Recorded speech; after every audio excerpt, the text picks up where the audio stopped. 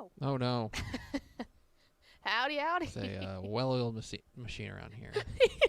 You even messed that up. Did I? Welcome into the free show before the free show where the wheels are just completely on the track. It's okay. No, guys, things are good. I'm I'm trying to find the YouTube link. Hold on. It's literally like the meme of the dog sitting there with all the flames. It's fine. Everything is fine. Yeah, all my stuff's coming off behind me. Oh well, whatever. It's Friday. Hi guys, it is Friday. I'm sending out a tweet so that everybody knows. Oh, don't click on that, you dumb. It is Friday. Oh. Oh. Oh man, I had a topic for the pre-show and it just went poof. Yeah. No, I got it. We're good. Oh.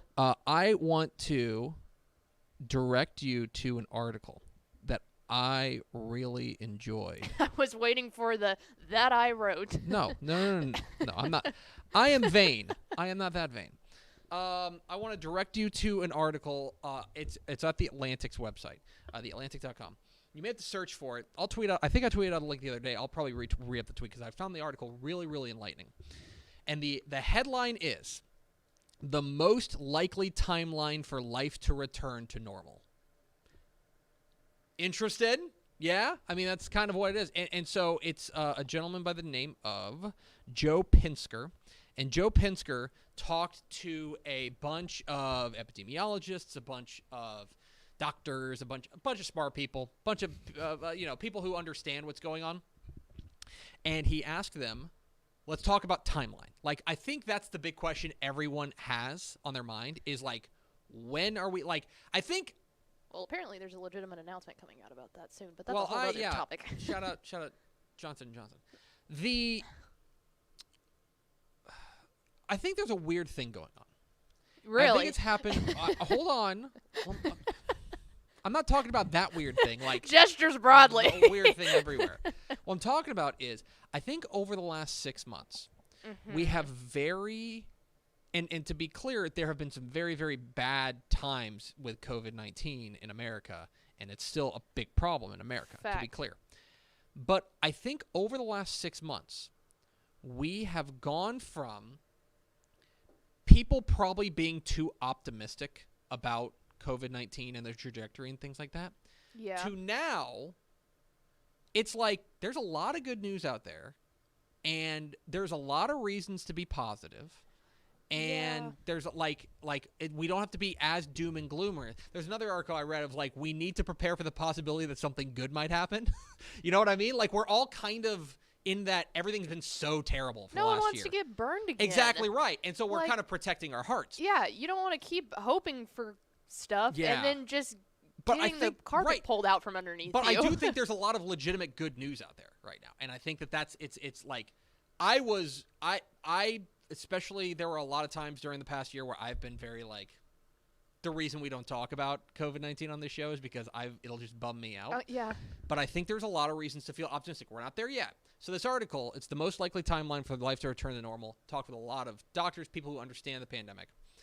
And the smart people. The overall gist of it is actually summed up pretty well in the subheadline, which says, an uncertain spring, an amazing summer, a cautious fall and winter, and then finally relief. And you should read the entire article. It's really good. You had me at amazing summer. Yeah. That's all I need. Basically, like the consensus right now among smart people is that the combination of us being able to go outside more, right? Yeah. I think that one of the things they were worried about is, and I think it came true, was like the winter was going to be really bad because everyone's inside. You have to be inside. Yeah. And that's where it's much more dangerous. But it getting warmer and vaccines ramping up and it being more available and there being more of that is going to lead to this summer us having a lot more freedom. Now, I think that they brought up a great point, which is I think people are going to have to ramp up their own personal, like social, comfort. Yeah. That I personally, this is me, your mileage may vary, I'm probably not going to run out to like a giant concert like with 50,000 people the moment I get the vaccine. It's probably not going to be me. what I will do is probably get together with my folks in a more reasonable, normal setting. Go destroy some chips and salsa at a restaurant where I can sit away from and here's the thing, and your mileage may vary. I'll probably still try to sit outside. Yeah. Oh yeah. Right? That'll still be me, but I haven't been to a restaurant in a year. Yeah. You know what I mean? And so it's for me, that would be a step forward. It's a really interesting article. It actually made me feel really good. Now, he also mentions that the fall and the winter is when it's going to be to borrow a phrase, it's going to be nut-cutting time. Yeah. That, it's going to be okay, we're all going back inside. Is it going to, flare up again? Yeah. How powerful are these vaccines? That's going to be the real test. Because enough time will have elapsed, and we're going back inside.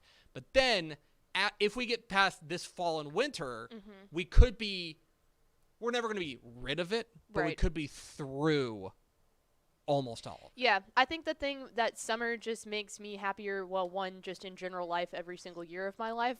That's an Ashley Pickle stance right there.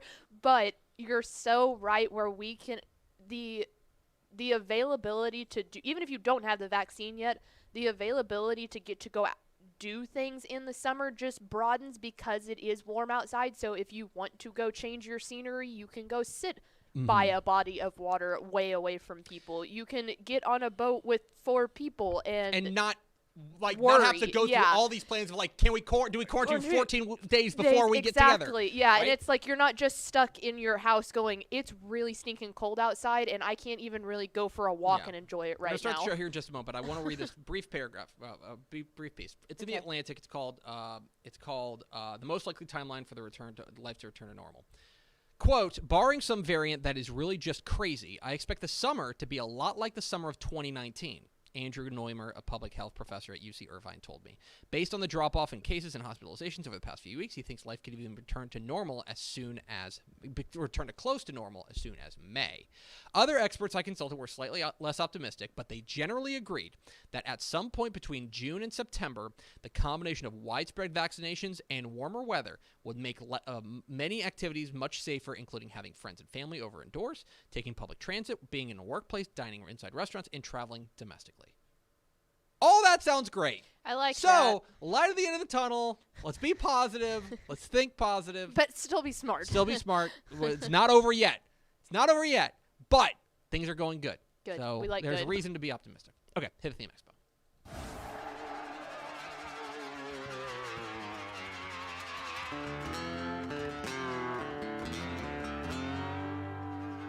Let's go! Free money!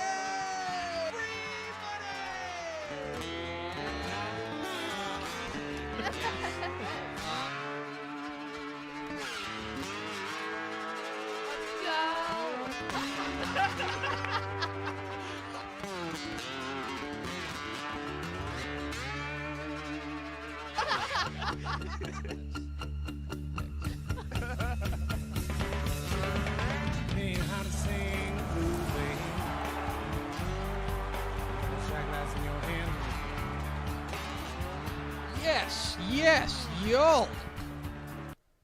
From the Dave Campbell's Texas Football Mothership here in beautiful Lewisville, Texas, it's Texas Football Today, a show that's centering in the frame. My name is Greg Tepper.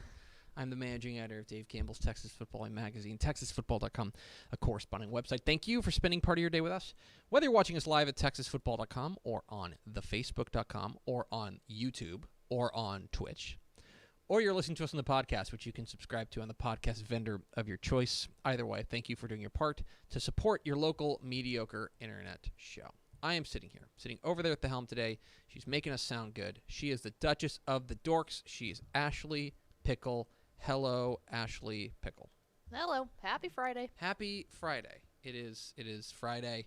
Hank didn't want to go to school this morning. I don't blame the little guy. He was like... Well, and it didn't help. My wife got to go into work later today because she's got a training or something. So she got to go in a little bit later. So she's normally gone by the time he wakes up. Oh yeah. But he got to hang out with Mom this morning. So and he's it must mean it's a weekend. This is great. Why don't we run this the whole day? Yeah. And we're like, no, bro, you got to go to work. You got to go to school. Let's keep this going. We all got stuff to do. Just because Mom's here doesn't mean it's party time. It's just dumb old Dad. Gonna be here. On a Friday, you should just bring Hank up here. I will entertain him. He will entertain me. That seems like a super bad idea, but I kind of think we should try that. Today is Friday, February 26th, 2021, 272 days till Thanksgiving, episode 1116. 1116. This is the BJ Wasgis episode. Hell yeah. I have legitimately never heard of this human, but he played for the Rangers in 2002, in the year 2000, 24 games, a catcher and first baseman. You were definitely sports conscious. Oh by my that gosh! Point. I was like locked into the Rangers. Yeah. What was the name again? BJ Wasgis. WASZGIS. Shout out to you, BJ. You are 50 years old and you're from Omaha. On today's show, friends, it is we're gonna have Fun Friday. Friday fun. Pickle walked into it yesterday. Yeah. You stepped in it. I kind of teed myself up here. Yeah, you did. You can't don't make a promise and then not expect me to hold you to it. Yeah. We're gonna roll out Pickle's top 10 Texas high school football mascots, and then back half of the show, we're gonna have a little bit of Mailbag Friday, brought to you by our good friends, the North Texas Honda dealers, the helpful Honda dealers. It's their job to be helpful. North Texas Honda dealers, thank you very much. They are sponsoring our Mailbag Friday. So if you've got questions on high school football, college, recruiting, lifestyle, romance, travel, if you want to yell at Pickle about her top 10 Texas high school football mascots. It was hard. Got a variety of different ways. I will monitor Twitch. Do we have, can you comment on YouTube? Yeah. On YouTube? Yes. Yes, you can. I'll monitor Twitch as well. Aaron Flynn is going hard on Twitch. Okay, good. So shout out to you. We will, if you got questions, high school ball, college football, recruiting, lifestyle, romance, travel, all that fun stuff. If you have questions, we will get to as many as we can in the back half of the program. Do we have first four through the door? We sure do. It was Rob Hadaway, Tony Blaylock, Aaron Flynn on here and on Twitch, and Miss Terry Adams. Welcome in, fellas and lady fella. Welcome in, my friends. Okay, Pickle. I'm going to toss you the ball. You're calling ISO. Yeah, she's like, I'm just coming over here. I'm flexing the arm to show the screen. I'm just going to stand here and show the screen. We go live to the producer's desk for a very special edition of Friday Fun with Ashley Pickle. Take it away, Ashley. Yeah, so you did your top 10 mascots during our 1000th episode. I did. I did not chime in on mine, so yes, I totally walked into this one yesterday. But you sure did. This was a mistake on your part. Yeah, it was, because this is difficult. Well, I tweeted about it because it not only, it's hard enough to narrow it down to, 10 really good mascots. It's really hard to put them in order. That's the tough part. The other thing is, too, I did ones that they were the only ones that had it, which makes it even more difficult because there are a couple, like the Sharks, for example. I think the Sharks, great mascot, but there's 2 or 3 schools that have the Sharks. Sabine Pass, Alvin Shadow Creek. One one more. Didn't realize that there were 2 of is the Sandies. Amarillo and Grapeland. I was real upset about that one because if you want to get real technical, they're the Golden Sandies. It is technically Amarillo is the Golden Sandstorm. Okay. Technically. Okay. But nobody calls them that. They call them Sandies. Yeah. Yeah. So yeah, I think you're right that if you want to be true to the spirit of the I didn't want to say the Shadow Creek Sharks are better than the other Sharks, and it's why? Can I run back my top 10? Yes, please do. Real fast. Here are my top 10.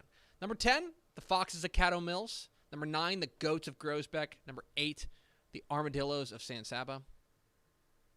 Armadillos! Number 7, the Golden Cranes of Crane. Number 6, the Blizzards of Winters.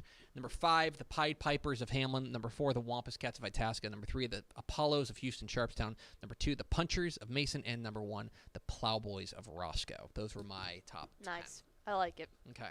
Do we share any? Yes. Okay. There are a couple. Okay. But not many. Okay, so we will. Okay. We will. Do you need to off. announce number 10? Ready? Number 10. Number 10, the Little River Academy Bumblebees.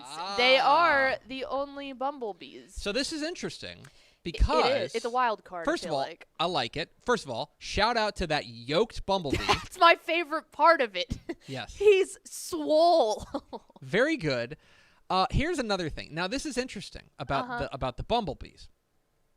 There are some other schools in Texas that use bumblebees. Okay.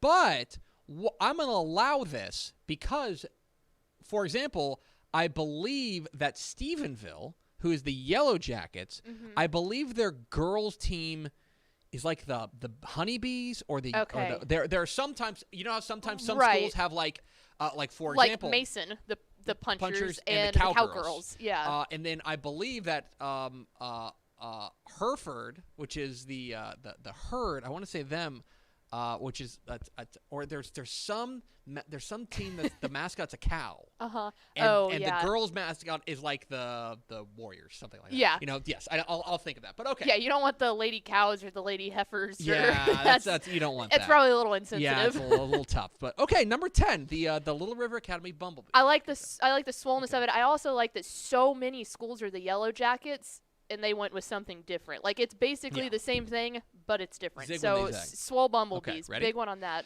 Number 9. I went with the Winter's Blizzards. Shout out. I think Shout out it's Freddie Keene. I think it's great. Yeah. Again, I'm of the belief that Uh-huh. if you have this gift of a great town You name or school need name, to pair it up.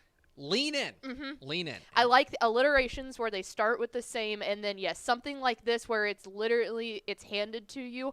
Take the bait. Although I've got to be honest, Uh-huh. a little bit insensitive considering the last couple of weeks here in Texas. Yeah. But okay, that's fine. We'll overlook that. Typically, we can get over this. That's it's, it. It's a By the little way, soon. Shout out Matt Stepp. It's Bridgeport. Bridgeport's the Bulls, Uh-huh. but the girls are the sissies. So Okay. there you go. Okay, All right. there we go. Number 8. The San Saba Armadillos. Very good. We have an exact same spot. Yes. I feel like it's great. You know, it's Texas. I like how is. Texas that is. Uniquely Texas. I'm sure there are armadillos in other states, but this feels like the only one that matters. It makes sense. So shout out yeah. San Saba. Number 7. Had to go with Texas City on this one. Very good. Had to go. I think it's crazy unique. Like, it's just great. The logo itself The is stingeries great. are great. Like, the fact that it's not necessarily like Stingray. Like, it's different. It's unique. It's awesome. I love it. Very good. And I also think what I like about that is it reflects. It's reflective of like the community because the community's on the coast. And so, like, you have some places where, like, it would not make any sense out in Odessa for them to be the Stingrays. Absolutely right? not. But in a place like Texas City, it's like, oh, yeah, that tracks. It makes So, sense. very Yep. good. Number 6. Had to go with the Hutto Hippos. Had to be on there at some point. That was the one, if I It was remember hard. correctly, that was the one that I caught the most flack for not including Not in my including, top 10. yeah. But it's great. It's classic. And the story behind it's great, too. Have you ever heard the story? It has something to do with, like, there was a train that derailed near there and it was carrying circus animals, and there was like a hippo that went through the town. No. If I remember correctly, it has something to do with that. So we gotta get Coach LaPlante on here to confirm that at some point. He'll hop on. All right. We're running through the top 10 Ashley Pickle Texas high school football mascots, and we've reached number 5. This one's a little bit of a homer pick. Oh no. Okay. The Batlin Billies, Very good. Fredericksburg. which I hate. I'll be honest. I hated playing Fredericksburg when I was at Llano. So part of me, it was a little bit tough to pick this, but the fact that the Batlin gets me. Yes, so, it's very good. The Batlin Billies, they're Billy Goats. That's very, very good. I like that. I like that very much. So, good job. Number 4. Under the radar, in my opinion. Springtown Porcupines. Love it. Very good. I think it's very unique. It's intimidating without being scary. Also, look at that thing. Yes. Brian Hewlett, the coach at Springtown, did a great thing a couple years ago when he brought back. They had these old school helmets that have just like what do they call them? The pines? Or the tines? That's the needles basically, and it was like the needle helmet. It looks so cool. I did look up that because I wanted to get the logo correct because their other logo says like Pojo on it. Yeah, yeah. So they are Pojo in the same way that Mojo. Permian is so, Mojo. Okay. Very good. And in fact, if you go to their beautiful stadium out there in Springtown, it's just Pojo in the middle of the field. So very cool. But I wanted to show the actual porcupine good itself. Job. Into the top 3 we go with number 3. Another similarity. This one's way higher on my list. The goats. Yep. You got 2 goats on here. I do. 2 goats in your top 5. I do. Okay. Big. All right. Big goat energy over here. Big goat energy. Yeah, I like it. Okay. Look, it made my top 10, obviously. The Also, alliteration on this one put it higher for me. Yeah. I love the Grosbeck goats. Alliteration's big. Very, very good. Number 2. This one should not be surprising. The Wabash Cats. The Wabash Cats are unique. They've got to. I feel like they're in somewhere in everyone's top 10. It's iconic. It's a uniquely weird mascot, which is perfect. Yeah. And yeah, shout out Itasca, the Wabash Cats. That's another like the bumblebees that there's a lot of different types of like cats, panthers or whatever. A lot like of jungle that. cats. Yeah. But this like specificity. Yeah. Yes. Makes it that much better. And by the way, the fact that it's like a fictional animal too. Yeah. Is like, that's great. I like with that. And by the way, from what I understand, there are a couple other. I'm looking at this around here. I'm on the Wikipedia page. There's one in Idaho. There's one at Conway High School in Conway, Arkansas. Is the Wabash Cats. There's one in Oklahoma, Atoka, which I've gotten a ticket in. And then Leesville, Louisiana. So it's a lot of flex. Basically, it's almost all Southwest. Yeah. Right, with the exception of Idaho. So because it comes from a folklore, right? Yeah. So it's got to be a Southern folklore type of thing. It's apparently a lot of them trace it back to Cherokee mythology. Okay, which would explain why it's in just the part South. Of the country. Yeah. Yeah, exactly. All right, we've reached number 1. Hamlin Pied Pipers. They're the Swole Pipers have been my favorite since I heard about it. Crazy unique. The logo itself is fantastic. Like that's another thing. There are some other ones I probably could have put in if I was just going off of logos. But the Swole Piper, I mean, it's just great. And the mascot itself, like the guy walking around in the actual mascot costume, it's fantastic. Well, and there's a lot to like about it. Beyond the fact, I mean, it's also, and this is again not to get too far into it, but this is from a legend from Germany. It was the Pied Piper of Hamelin. Yeah. And he ran the rats out of the town and stuff like that. And so a lot to like that. Like they. And from what I understand, Hamelin does have a relatively like German like population, community, and so they would know that story, and although it's weird because like the story is actually about him like playing the flute and like leading them out, instead of like hulking up on them like I want to beat up these rats. They said let's take Hamlin Pied Piper and add a little bit of spice. Add a little bit of spice. There you go. So yeah, Ashley Pickle's top 10 Texas high school football mascots. I like it. Thanks. It's a good list. I thought long and hard about it, and I feel pleased with how this. We have some good overlap. We don't have entire overlap. Yeah. You have some higher than I had it. But yeah, I think this is an excellent top 10 list. Good job, Pickle. Thank well you. Done. Okay. Yeah, I was. That was fun. It was hard. I will say some honorable mentions that I had already mentioned. I love the Sandies, Amarillo Golden Sandies. I think that's great. New Braunfels Unicorns. Yep. Go Corns almost got put on there, but I saw that there's a private school in Texas that is also the Unicorns. Is that right? I believe so. But that's probably true. New Braunfels says Go Corns, so I always think that's really Love cool. But yeah, those are some honorable mentions that I know I missed. Thank you, Pickle, for this informative and fun segment on Friday. You're welcome. We're Texas Football Today. We're here every weekday at noon on TexasFootball.com, talking football in the Lone Star State. You can follow us on Twitter at TCTF, like us on Facebook, Facebook.com/Dave Campbell's. Follow us on Instagram, Instagram.com/Dave Campbell's. And, of course, see us at TexasFootball.com. You can follow us on Twitch at twitch.tv/Dave Campbell's. You can follow us on YouTube, youtube.com/Dave Campbell's. What else? That's it. Those are all the places. And become a Dave Campbell's Texas Football Insider at TexasFootball.com. Check out TexasFootball.com, too, yeah, if you feel whatever. like Just go to the website. I don't know. Follow Pickle at Ashley_Pickle12. That's fine.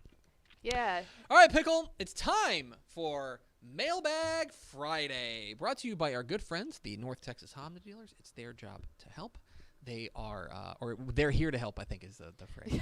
It's their job to help. I don't think their slogan is their job to help. Their job to help. The helpful Honda dealers are North Texas Honda dealer, the proud sponsor. Well, let's see how the questions go. Let's see how proud they are to sponsor the North Texas Honda dealers Mailbag Friday. So thank you to the North Texas Honda dealers. They're here to help. Do we have any questions from the comment. By the way, we also have the text line, 972-532-6665, 972-5-DAMN-OK, 972-532-MONK. Oh, yeah. If you want to text us a question. Bring, there it is. So you can text us a question if you have questions. High school football, college football, recruiting, lifestyle, romance, travel, Pickle's top 10. Oh, the sand crabs. Portland Vodka Calhoun. It's very good. It's very good. Hey, here's the thing. Definitely skipped over Here's the problem that with the top 10. Here's the problem with the top 10. Can't, you're having trouble. Our good friend Bill Connolly, Texas Football Today's own Bill Connolly, put out a list today. I think it was like the 60. I think he ranked the top 60 quarterbacks of the 2000s of this decade. Mm-hmm. Let's see, is that right? Yeah, the 60 best quarterbacks of the 2000s, and his mentions are a dumpster fire because how are you gonna, how are you gonna leave off this guy? That's the same thing with here. There are too many good mascots across the state. Mm-hmm. All right, do we have any questions from the commentary? Yes, here we go. We will start off with this one from Rob Hadaway. I'm hearing Hudson Card has an edge over Casey Thompson as QB1. What has DCTF insiders heard? What's your opinion on that? So we've heard the same things. And one thing that I think is really interesting, I think a lot of what's coming out is there were some comments from Sam Ellinger. I think he talked with Anwar Richardson over at, I want to make sure I get his website right, because if I were to mention a competitor, he would probably be very, very mad. Anwar, good buddy Anwar, is over at orangebloods.com, and I believe he told him, he talked with Sam Ellinger, and Sam Ellinger had some really, really good things to say about Hudson Card, basically saying, like, man, like, just the way he spins it is just different. Like, he just throws the ball in such a way that Sam Ellinger was kind of in awe of. And let's also not count out the fact that that is a Westlake guy saying that about a Lake Travis guy. So that's noteworthy. Yeah, there's some blood there. there's some love lost there, I would say. And so, I think it's very interesting. Hudson Card is a guy who Hudson Card, I'm comfortable saying right now, is probably a little bit more dynamic in the open field, a little bit more dynamic escaping the pocket. I have not, I'll be entirely honest, I have not watched enough Casey Thompson film to be able to comment on his ability outside the pocket. What I will say is I have watched a lot of Hudson Card film, and I know how good Hudson Card is outside the pocket. So that would be my initial takeaway, is I wonder if Steve Sarkisian is looking for a guy who is a little bit more mobile. Now, I think that's a little interesting, considering if you look at who he's had at quarterback for at Alabama, and obviously he's not necessarily the decision maker at Alabama when he's the offensive coordinator, but you're talking about Mac Jones. Mac Jones, I do not think would classify as mobile. I think he's functionally mobile, but he's not a runner. Tua Tagovailoa is modestly mobile, but I don't think anybody would say that he's a runner. Hudson Card is closer to a runner. He is closer to a guy who is a lot more dangerous to take and a threat to take off. A guy that you probably need to think about spying. Let's put it that way. Right. So I wonder if that goes a long way in the Big 12. Sure. And so I would say that I wonder if we're starting to learn a little bit more about what Steve Sarkisian wants from a quarterback if he's able to go out there, or it may just be a fact that he likes the way Hudson Card throws the ball more than he likes the way that Casey Thompson throws the ball. It'll be interesting to see.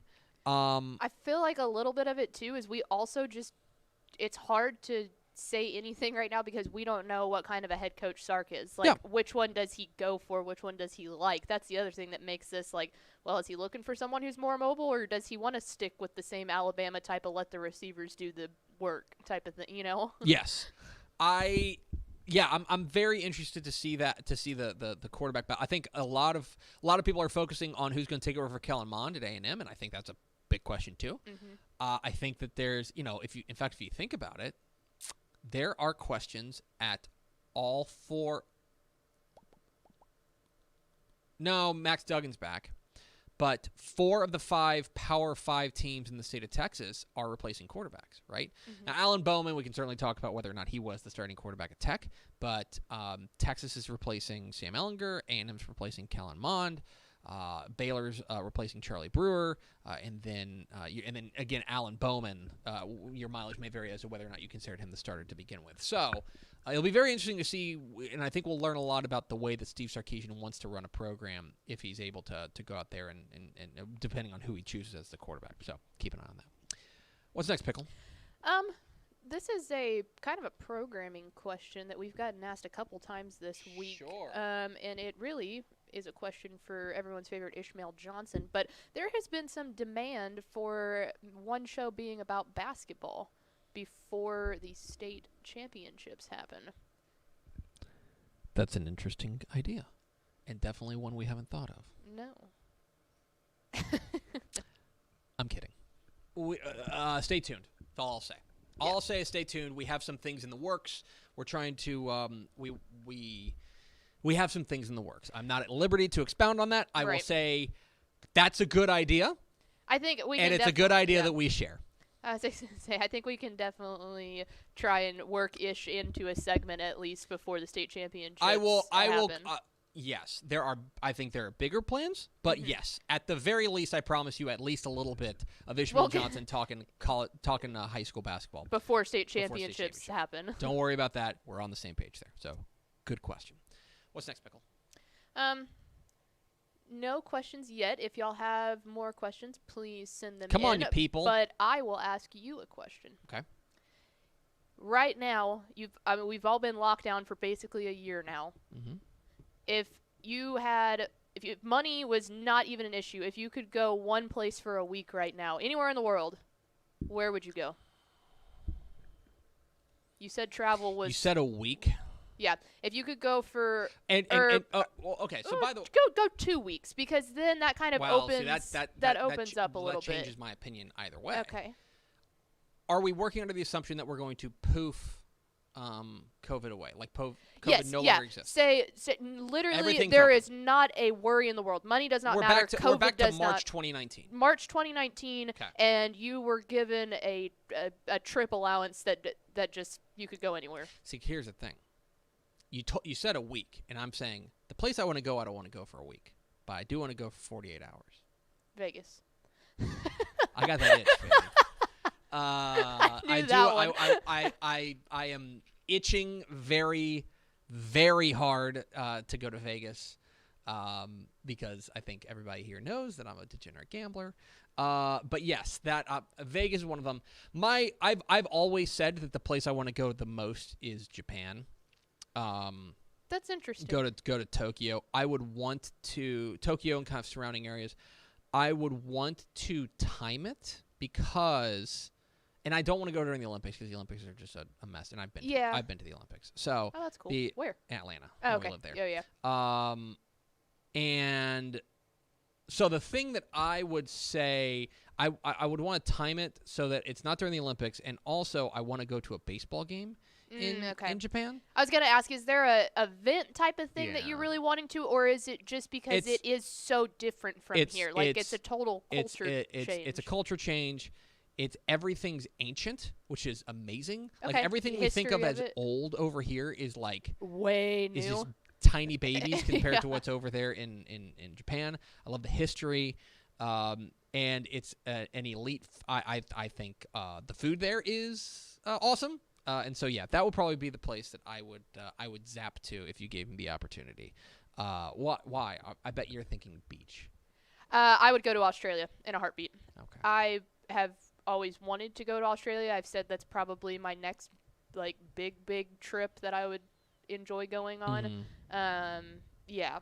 I feel like there's a good mix of beach time, which is big for me, but I also like if I have a week or two with just no worries about anything, I also want to do some actual traveling and looking around and seeing different stuff. So Australia would be the place for me there. Not a bad choice. See a kangaroo.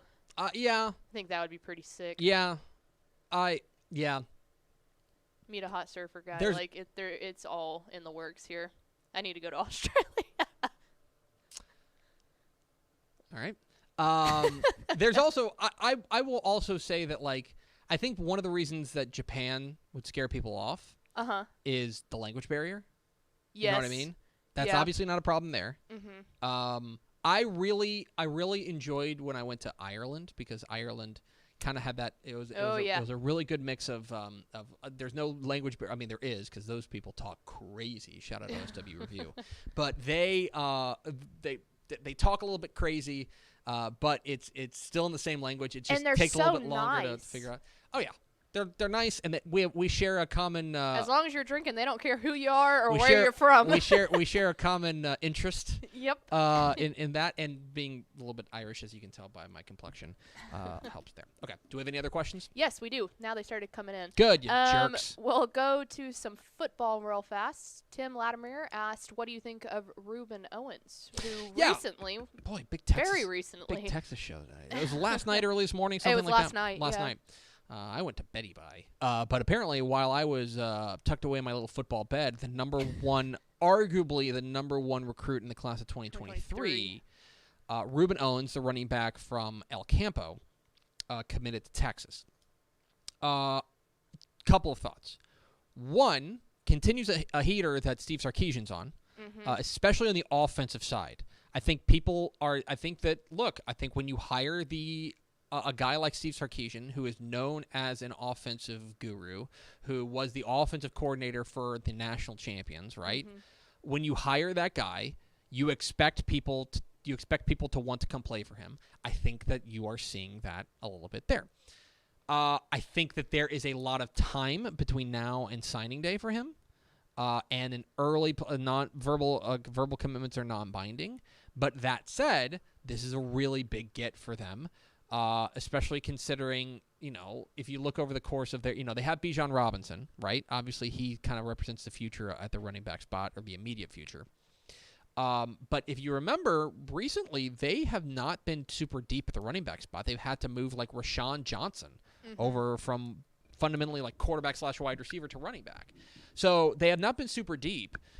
He would represent an A1, number one, fantastic, go-to running back to probably, at that point, I think the hope would probably be by the time he gets to the 40 acres that Bijan Robinson has been so good for the next 2 years that he's off to the NFL draft maybe. Oh, yeah. And so then he could take over for him. So obviously a very good get for Texas. Class 2023, I will just say it's a long time between now and then. Right. And I think that everybody's going to be after him. Mm-hmm.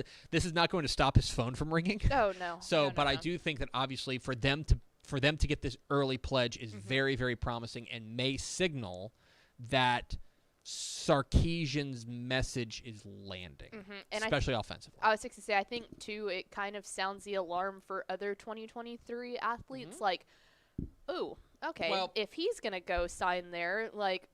The moment I hear from Texas, I want to go sign there because you think about that, like that's kind of the new. That's the. I think one of the things that the social media age has brought on in recruiting is your pledges and your signees become part of your recruiting staff, right? Bryce Foster, we just talked with him Wednesday here on Texas Football Today. The A&M commit, the A&M signee, I should say. He's out there pounding the pavement to get guys, hey, come be part of A&M. Right, exactly. And so having him out there, and he is Reuben Owens is he is active on social media. We'll say he's very vocal in person too. He's a guy who he's going to be if he is. I think that Texas can now also count him as a 2023. I don't want to say cheerleader because that sounds advocate. Sounds like a guy who's gonna fly the flag. Yeah. He's gonna go out there and do that, and I think that is also very important for Texas going forward. So overall, it's pretty good news, I would say, for the Longhorns. Absolutely. What's next? Hi, my name is Matt Stepp, and I have a question. Can the esteemed staff please tell me a Texas high school football rivalry game they've never attended, but they would love to see in person? Okay, well, we need to go search for some esteemed staff then. Yeah, it's not us. Kendall! Yeah, Kendall. Poor woman's 8 months pregnant. 8 months pregnant. She's getting bullied. 7 months pregnant. Yeah, you're getting bullied by us. I've never been to Mid-County Madness, so I've never been to the Bumfield, so I've never been to P&G versus Nederland. That's probably number one. on my list. That's probably the one. But Dangerfield and is it Dangerfield and Paul Pew? No, who am I thinking of? Yeah, I mean that's a pretty big one out there in East Texas. If that's the one you want to go with, that's pretty big. I think that that's one that I would say is up there. Selfishly, I want to go to the Battle of the Claw, which is El Paso and El Paso Austin. Mm-hmm. I know that people are like, El Paso and El Paso Austin. That game better be played at R.R. Jones, and I'll be there. By the way, this is another. Let me broadcast for one person here for a moment, okay. And you can clip this and send it to him. Right. Okay. Coach Ray Aguilar at El Paso High School. This is a message for you. If you thought we forgot about asking you to schedule a Thursday night game, please, so that at R.R. Jones Stadium, so that we can come out to a game, we did not forget. We want it very badly. We want it very badly. This is a message to you, Ray Aguilar Jr., the coach at El Paso High School. Thank you. Okay, back to the show. Yeah, that's one, and then I've never one of my big holes in my resume is that I've never been to a game, let alone one of the big rivalry games in the Rio Grande Valley, and that is an enormous yawning chasm in my Texas high school football resume, and I need to get there. Yeah. All right. Do we have one more? Do we have an ender or no? Was that the ender? No, we have an ender. Okay. If you could change one mascot to something new, easy. What would it be? Easy. And this is, again, a broadcast for one person. This time, it's my wife. My wife. If you were to go to, what county is it in? If you were to go out to beautiful, scenic Winkler County, way out in West Texas, way out where where the state makes a right angle. Yes. You know what I'm talking about? Uh-huh. You go out there. You're just north of Wink. You're north of Monahans. Mm-hmm. Is there anything between there? Really, there's nothing on it's 18 kind of flat. between there. Yeah, there's nothing really between this place, the county seat of Winkler County, and New Mexico border. If you're going north, you'll find Kermit, Texas. And Kermit is the Yellow Jackets.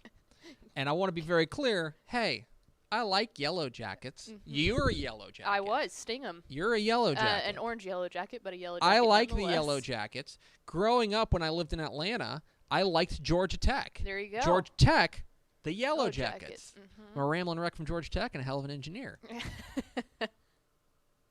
But it is a crying shame that they are not a certain amphibious green animal.